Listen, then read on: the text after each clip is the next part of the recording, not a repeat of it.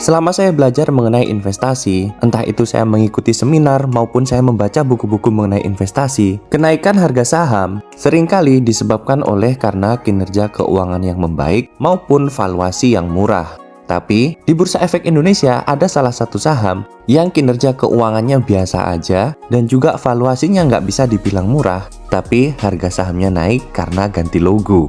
Apakah kenaikan ini hanya bersifat sementara atau akan bertahan cukup lama? Dan ada nggak sih hal yang menarik dari saham ini? Yuk kita bahas. Tapi sebelum membahas lebih lanjut, pastikan kamu udah subscribe dan nyalakan lonceng YouTube Meja Saham.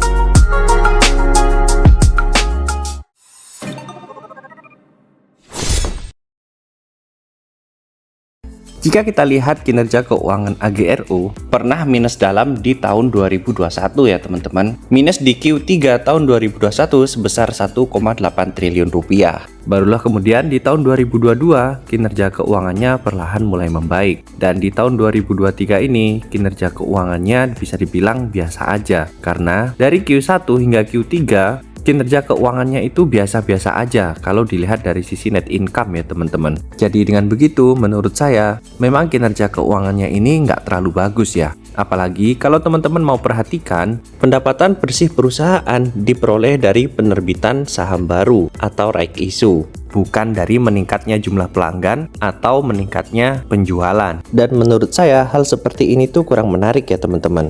Bagi kamu yang penasaran dengan valuasinya, PR perusahaan ini 311 kali, sedangkan price to book value-nya 1,79 kali, dan harga wajarnya cuma Rp137 ya teman-teman.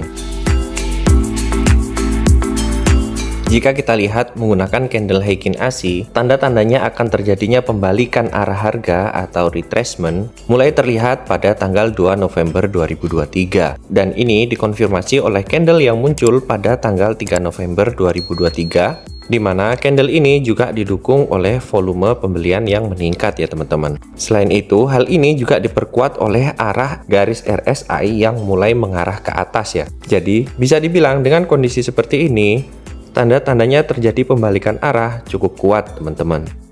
Sayangnya, kalau kita lihat data transaksi terakhir di 10 November 2023, di sini terlihat asing justru net sell ya teman-teman. Jadi biasanya, jika terjadi hal seperti ini, harga saham akan terkoreksi terlebih dahulu. Dan bagi teman-teman yang ingin masuk ke saham ini, berikut ini adalah trading plan yang saya buat. Buat teman-teman yang ingin entry sekarang dengan HK, untuk titik stop loss-nya kita menggunakan lower band pada Bollinger Band, sedangkan untuk take profit-nya pada bagian upper band ya teman-teman. Atau jika teman-teman menunggu saham ini koreksi, kita bisa entry pada saat harga saham menyentuh pada lower band. Untuk titik take profit pertamanya menggunakan garis middle band, dan untuk titik take profit keduanya menggunakan garis upper band. Sedangkan untuk titik stop loss-nya teman-teman bisa atur sendiri antara 2 sampai dengan 3% di bawah titik entry.